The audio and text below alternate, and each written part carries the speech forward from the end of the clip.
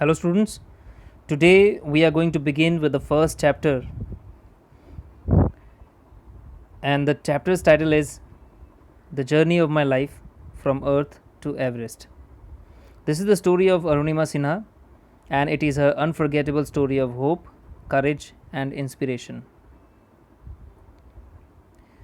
So, let's begin. Arunima Sinha was a national level volleyball player. When she was traveling on a train, some thugs tried to snatch her golden chain. तो आपको यहाँ तो पता चल ही गया, अरुणिमा सिन्हा का नाम भी आपने सुना ही होगा। वो एक नेशनल वॉलीबॉल प्लेयर थी पहले, लेकिन उनके साथ एक दुर्घटना घटी। और वो क्या थी, तो when she was travelling on a train, जब वो ट्रेन से सफ़र कर रही थी, सम ठग्स, ठग जो हिंदी वर्ड भी है, ठग मतलब चोर, चोर उचक्के जो होते हैं, तो कुछ ठग्स ने क्या किया, उनके गोल्डन चेन को स्नैच यानी कि छीनने की कोशिश की। स्नैच का मतलब छीनना। She fought back but was thrown out of the speeding train. उन्होंने उनका सामना किया, उनसे वो लड़ी, लेकिन उनको उस स्पीडिंग ट्रेन से, मतलब तेज़ चलती हुई ट्रेन से बाहर फेंक दिया गया।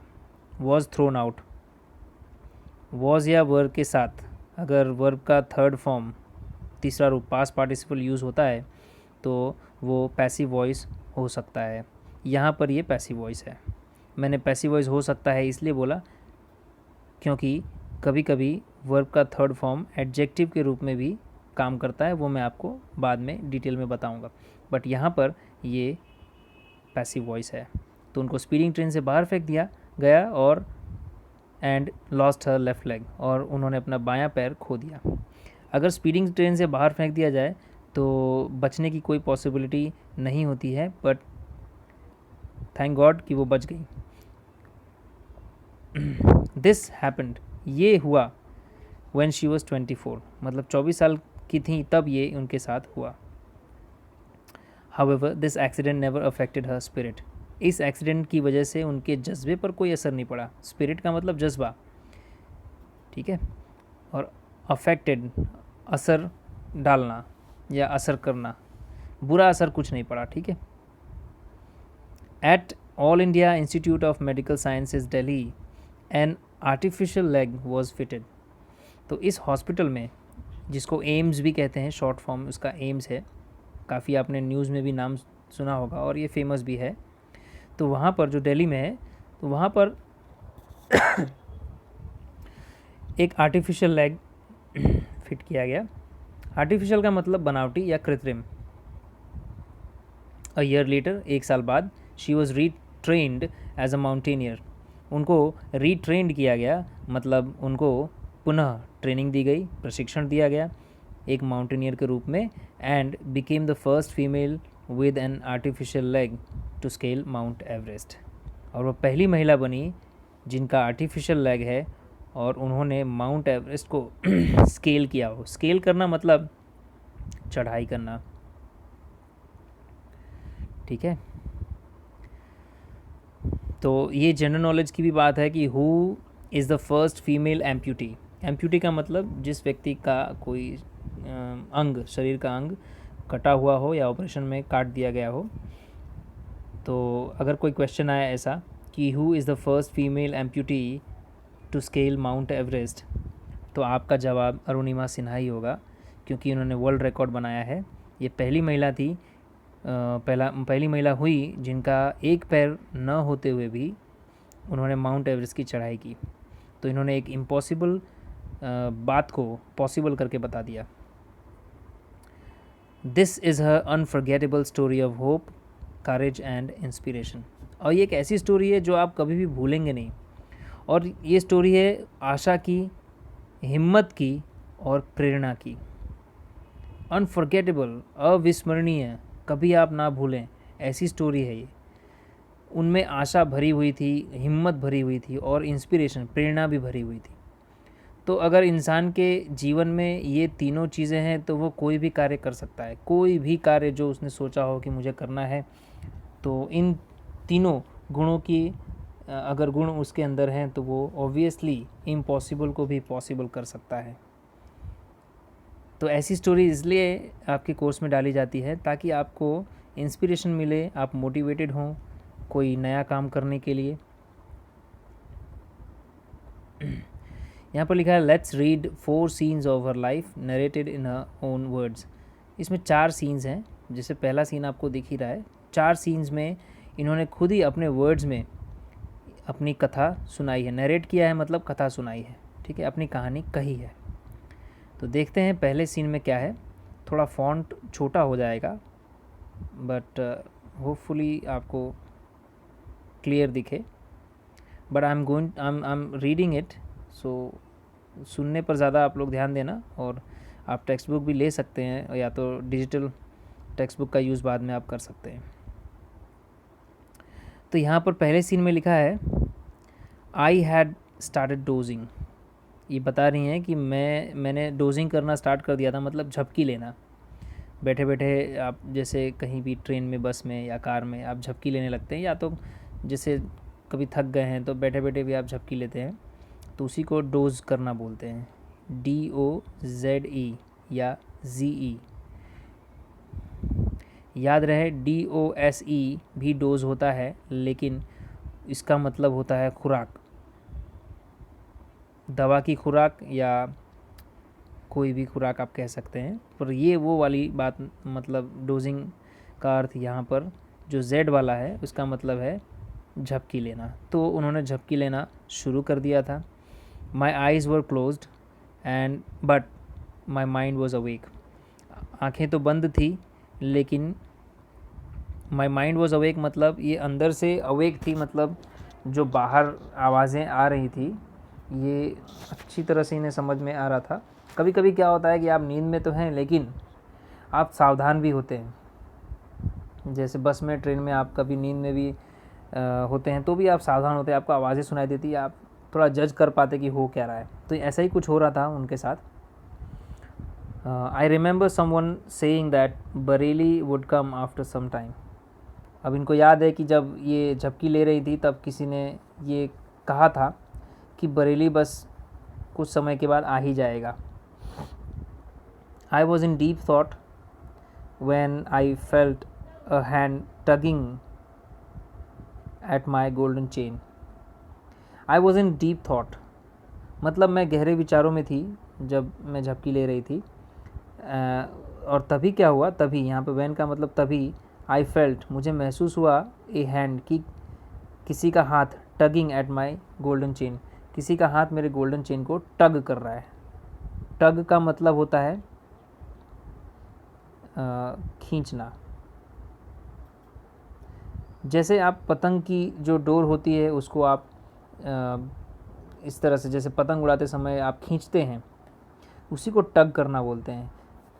या तो पहले के ज़माने में लोग डोर बेल की जगह पर एक जो बेल रखते थे और उसके साथ धागा बांध देते थे, और बाहर से जो भी कोई आता था तो उस धागे को टग करता था, मतलब खींचता था हल्का सा, तो उसको टग करना बोलते हैं। तो अब आप इमेजिन कर सकते हैं कि कोई हाथ, मतलब कोई व्यक्ति अगर गोल्डन चेन खींचेगा तो किस तरह से खींचेगा। ट्राई अगर बिना बताए खींचेगा तो टग करेगा, हल्का हल्का खींचेगा ताकि पता ना चले। तो टग करना मतलब खींचना है धागे को या गोल्डन चेन को। तो यहाँ पे गोल्डन चेन की बात हो रही है। A girl's sixth sense is always her best companion. ये बता रही हैं कि गर्ल, किसी भी लड़की का जो सिक्स्थ सेंस होता है, सिक्स्थ सेंस, ठीक है, छठी इंद्री, वो उसका बेस्ट कंपेनियन होता है, मतलब सबसे अच्छा साथीदार होता है। मतलब ये बता रही हैं कि किसी भी लड़की जो कि सावधान होती हैं उनका सिक्स्थ सेंस बहुत अच्छा काम करता है और उनको कई बार सिक्स्थ सेंस ही बचाता है। तो ये सोई हुई थी, इनको ये महसूस तो हुआ कि कोई इनका गोल्डन चेन खींच रहा है, तो ये इनको पता चल जाता है। आई इंस्टिंक्टिवली का मतलब जल्दी से, ठीक है, तुरंत ही। यहाँ पर इंस्टिंक्टिवली का मतलब है तुरंत ही। ओपन माई आइज़, मैंने अपनी आँखें खोली, एंड सॉ, और देखा, 4 और 5 यंग मैन अराउंड मी, 4 या 5 यंग मैन मेरे चारों तरफ खड़े थे, ठीक है। देयर ड्रंकन लुक्स, अब ड्रंकन लुक्स का मतलब वो पिए हुए थे, एंड बिहेवियर, उनके व्यवहार से और उनका जो मतलब जिस तरह से वो दिखाई दे रहे थे क्योंकि वो पी के आए थे, इससे फिर से रीड कर देता हूँ। Their drunken looks and behaviour gave me an inkling of their intention. उनका जो बिहेवियर था और जो ड्रंकन लुक था, ड्रंकन आया है ड्रिंक से, ठीक है, तो गेव मी एन इंक्लिंग, इन दोनों की वजह से इनको एक इंक्लिंग हुआ। इंक्लिंग का मतलब है आभास, ठीक है, तो इनको आभास हुआ ऑफ देयर इंटेंशन, उनके इरादे का, उनकी इच्छा का या उनकी नीयत का। आई stood up in a flash, I stood up, मैं खड़ी हो गई, इन a flash, in a flash का मतलब भी तुरंत, झटके से मैं खड़ी हो गई। ऑब्वियसली आपके साथ भी ऐसा होता तो आप भी ऐसा ही रिएक्ट करते। तो I stood up in a flash to tell them, ये बताने के लिए मैं खड़ी हुई झटके से, that I had no intention, कि मेरा कोई इरादा नहीं था, of parting with my chain, कि मैं अपने चेन से अलग हो जाऊँ या मेरे चेन को मैं अलग कर दूँ। या पार्टिंग विद का मतलब होता है अलग कर देना, अलग हो जाना, कि मैं अपने चेन को अपने आप से अलग कर दूँ, ये ऐसा मेरा कोई इरादा नहीं था। यही बताने के लिए मैं झटके से उठी। इसका मतलब बोला नहीं होगा कि भाई मैं ये चेन नहीं दूंगी, बस वो झटके से उठी, और आपका बॉडी लैंग्वेज ही बता देता है ऐसी सिचुएशन में कि आप वो चीज़ नहीं चाहते होने देना जो कि सामने वाले चोर चाहते हैं। सो दे केम टुगेदर एट मी, अब जब उन्हें पता चल गया उन ठग्स को कि भाई ये तो तैयार नहीं है चेन देने के लिए, तो दे केम टुगेदर एट मी, तो वो एक साथ इनके तरफ आए। Even though the compartment was full, none of my fellow passengers got up to even inquire what was happening. Forget about their coming to my rescue. अब यहाँ पर लिखा हुआ है even though, even though का मतलब है भले ही, the compartment was full, compartment पूरा का पूरा फुल था। None of my fellow passengers, कोई भी मेरे साथ, फेलो का मतलब साथ वाले जो पैसेंजर्स थे, कोई भी साथ के जो पैसेंजर्स थे, गॉट अप, उठा ही नहीं, टू इवन इंक्वायर, यहाँ तक कि पूछने के लिए भी नहीं उठा, ठीक है, देखने के लिए भी, पूछने के लिए भी नहीं उठा व्हाट वाज हैपनिंग, कि हो क्या रहा है या हो क्या रहा था। Forget about their coming to my rescue, मेरे बचाव की तो बात भूल ही जाइए कि वो मुझे बचाने आते, ठीक है। कहने का मतलब क्या है कि कंपार्टमेंट में कोई उठ के नहीं पूछता है कि भाई क्या हो रहा था, तो आप ये तो भूल ही जाइए कि वो मुझे बचाते। आई हैड नो ऑप्शन, अब अरुणिमा सिन्हा के पास कोई विकल्प नहीं था, but to take them on, but to take them on का मतलब होता है कि उनका सामना करना। तो I had no option but to take them on, इसका मतलब है कि मेरे पास और कोई विकल्प नहीं था, but to take them on, बस एक ही विकल्प था कि मैं उनका सामना करूं। टेक देम ऑन का मतलब मैं उनका सामना करूं। सो आई कॉट अ यूथ, तो मैंने उनमें से एक को पकड़ लिया। यूथ का मतलब यंग मैन, ठीक है, तो मैंने उनमें से किसी एक यंग मैन को पकड़ लिया। वो is trying to size me up, जो कि मुझे चेक कर रहा था। साइज़ मी अप का मतलब मुझे चेक कर रहा था कि और भी इसके पास क्या है, इसके पर्स में क्या है, जो भी है, ठीक है। तो इन्होंने पकड़ लिया उस यूथ को जो इनको चेक कर रहा था, बाय हिज कॉलर, मतलब उसको पकड़ा तो कैसे, उसके कॉलर से पकड़ा। एंड पुश्ड हिम बैक, और उसको धक्का दिया पीछे की तरफ, अरुणिमा सिन्हा ने। बहुत हिम्मत की बात है, 4-5 यंग मैन खड़े हैं, चोर हैं, और वो ड्रंकन भी हैं, उनका बिहेवियर भी बहुत ही रफ़ है, फिर भी इन्होंने उनमें से एक को का कॉलर पकड़ा और उसको पीछे की तरफ धक्का दिया। I kicked a couple of others, मैंने कपल ऑफ अदर्स, कपल का मतलब दो, ठीक है, 2 और लोगों को किक किया, मतलब पैर से मारा, लात से मारा। एन एक्सेप्शनल बैटल, और एक एक्सेप्शनल बैटल मतलब एक ऐसा बैटल जो कभी हुआ नहीं, एक्सेप्शनल, असाधारण लड़ाई चालू हो गई, हैड बिगन, चालू हो चुकी थी, inside the train on the move, train के अंदर, ऑन द मूव का मतलब जो कि चल रही थी, ट्रेन चल रही थी, रुकी हुई नहीं थी, और वहीं अंदर एक्सेप्शनल मतलब असाधारण बैटल शुरू हो गया। द वुल्व्स, वुल्व्स का मतलब भेड़िए। अब ट्रेन में भेड़िए कहाँ से आ गए, तो ऑब्वियसली ये जो ठग्स हैं उन्हीं को भेड़िया कह रही हैं। तो ये जो भेड़िए थे, मेड अनदर अटैम्प्ट, उन्होंने दूसरा प्रयास किया, अटैम्प्ट का मतलब प्रयास, टू स्नैच माई चेन, मेरा चैन खींचने का दूसरा प्रयास किया।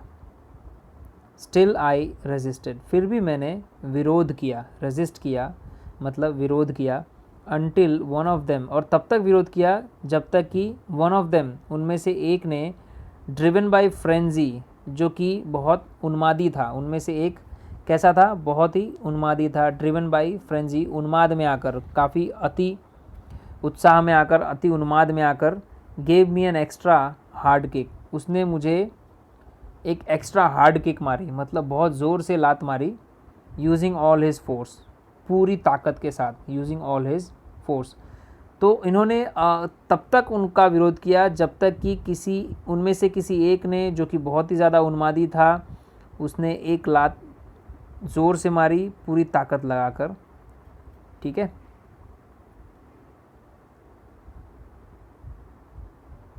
ऑफ बैलेंस, ऑफ बैलेंस का मतलब संतुलन खोते हुए। अब जब कोई ज़ोर से लात मारे तो ऑब्वियसली सामने वाले का संतुलन खो ही जाएगा, तो संतुलन खोते हुए, I could not recover in time, संतुलन खोते हुए मैं समय से रिकवर नहीं कर पाई, मतलब संतुलन प्राप्त नहीं कर पाई। I literally flew out of the train, literally का मतलब ये बोल रही हैं कि मैं उड़ गई ट्रेन के बाहर, मतलब जैसा ये बोल रही हैं मतलब वही है, लिटरली का मतलब जैसा मैंने शब्द यूज़ किया है बिल्कुल वही अर्थ है कि मैं लिटरली ट्रेन के बाहर उड़ गई, ज़ोर से लात मारी और ट्रेन के बाहर ये उड़ गई। इनको उस समय यही लगा कि ये उड़ गई, उड़ गई का मतलब इनको फेंक दिया गया। Still holding my mobile phone, और इनके हाथ में इन्होंने मोबाइल फ़ोन होल्ड किया हुआ था, मतलब पकड़ा हुआ था। आई वॉज मिड एयर, और ये बस हवा में ही थी। When I flew right into another train, बस हवा में ही थी कि ये उड़ते हुए right into another train, ये जाकर दूसरे ट्रेन में टकराई, ट्रेन से टकराई। Moving on the next track, जो ट्रेन दूसरे ट्रैक से मूव करते हुए मतलब चलते हुए जा रही थी, मतलब इस ट्रेन से जब धक्का मारा उनको तो ये जाकर उस ट्रेन से टकराई। My body hit the moving steel, अब इनकी बॉडी मूविंग स्टील को हिट की, मतलब मूविंग स्टील आप समझ गए कि ट्रेन के का जो डोर होता है उसके आगे स्टील का एक हैंडल होता है जिसको लोग पकड़ कर उतरते या चढ़ते हैं, तो उस स्टील से जाकर या हो सकता है जो खिड़कियों की जो स्टील होती है, ठीक है, उससे उनकी बॉडी हिट करती है। एंड रीबाउंडेड, रीबाउंडेड का मतलब वापस आती है, बॉडी हिट करके वापस आती है, रीबाउंड होती है, जैसे एक बॉल होता है उसको हम दीवार पर ऐसे हिट करते हैं तो वो वापस आती है, उसी तरह से हुआ इनके साथ कि बॉडी फिर वापस आई टू माई ट्रेन, जिस ट्रेन से इनको बाहर फेंक दिया गया था, पर ट्रेन के अंदर नहीं आई, ठीक है। दिस पिंग पोंग, अब ये जैसे बॉल होता है ना, बॉल को आप इधर से उधर फेंकते हैं तो बॉल एक तरह से पिंग पोंग करती है, तो इनकी बॉडी भी बॉल की तरह ही पिंग पोंग करने लगी, मतलब एक ट्रेन से टकरा कर दूसरे ट्रेन में टकराई और दूसरे ट्रेन से टकरा कर फिर से उसी ट्रेन में टकराई, ठीक है। तो इसको उन्होंने पिंग पोंग कहा है। तो क्या कह रही हैं कि this ping pong must have continued for several seconds, कुछ सेकंड तक तो यही पिंग पोंग चला, मतलब ट्रेनों से टकराती ही रही, दोनों ट्रेनों से। Before gravitational force pulled me down, कब तक टकराती रही कि जब तक कि ग्रेविटेशनल फोर्स मतलब गुरुत्वाकर्षण बल ने मुझे नीचे ना खींच लिया हो। डिस्पाइट माई एफर्ट्स, मेरे पूरे प्रयास करने के बाद भी my left leg fell on the track, इन्होंने ट्राई किया कि कोई भी इनका अंग एक तरह से कटे ना, लेकिन इनके एफ़र्ट्स के बावजूद, डिस्पाइट का मतलब के बावजूद के होते हुए, इनके एफ़र्ट्स के होते हुए भी my left leg fell on the track. इनका जो लेफ़्ट लेग था वो ट्रैक पर पड़ जाता है, पटरी पर। घच, that was the sound of my leg getting chopped. जब इनका पैर चॉप्ड हो गया, चॉप्ड का मतलब कट हो गया, तब ऐसी आवाज़ आई, घच। इनको वो आवाज़ भी याद है। There was no one to hear my intense scream.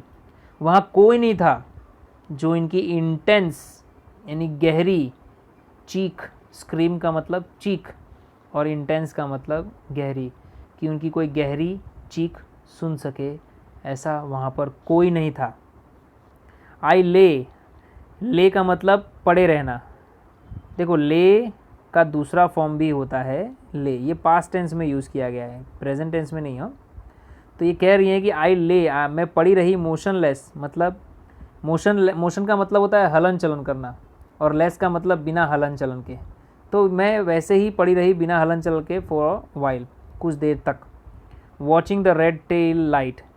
Red tail light का मतलब क्या होता है? ट्रेन के पीछे जो लाइट जलती है रेड कलर की, ठीक है, उसको रेड टेल लाइट बोलते हैं। तो उसी को वो देखते जा रही थी, मतलब वहीं पर पड़ी हुई थी और देख रही थी।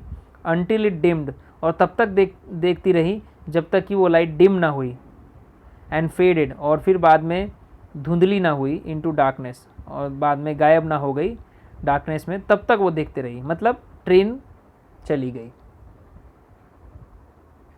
देन आई फेंटेड, और उसके बाद ये बेहोश हो गई। फेंटेड का मतलब बेहोश हो गई।